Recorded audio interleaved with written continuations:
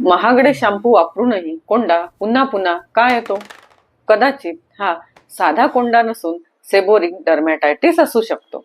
डोक्यातून पांढरे किंवा पिवळसर कण पडणे, सतत खाज येणे, लालसरपणा दिसणे, तसेच काही लोकांमध्ये ही समस्या डोक्याबरोबरच भुवया आणि कानाच्या मागे सुद्धा दिसू शकते.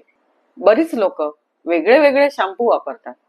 काही काळ आराम मिळतो, परंतु समस्या ही पुन्हा सुरू होते. Hormonal imbalance, oily skin tendency, तसेच रोगप्रतिकार शक्तीमधील बदल ही याची कारणं असू शकतात. म्हणूनच फक्त पापुद्रे कमी करणे पुरेसे नसते, तर त्यामागील कारण जाणून घेणे महत्त्वाचे असते. होमिओपॅथीमध्ये त्वचेचे फक्त पापुद्रे काढले जात नाहीत, तर ती तयार होण्याची टेंडन्सी ट्रीट केल्या जाते.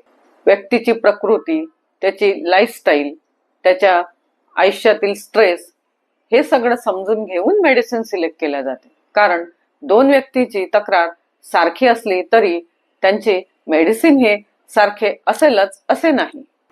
म्हणून वारंवार होणाऱ्या कोंड्याकडे दुर्लक्ष करू नका. तो कदाचित साधा कोंडा नसून सेबोरिक डर्मॅटायटिसची सुरुवात असू शकते. वर फक्त डॅन्ड्रफ दिसतो, परंतु इम्बॅलन्स हा आतून चालू असतो. थँक्यू.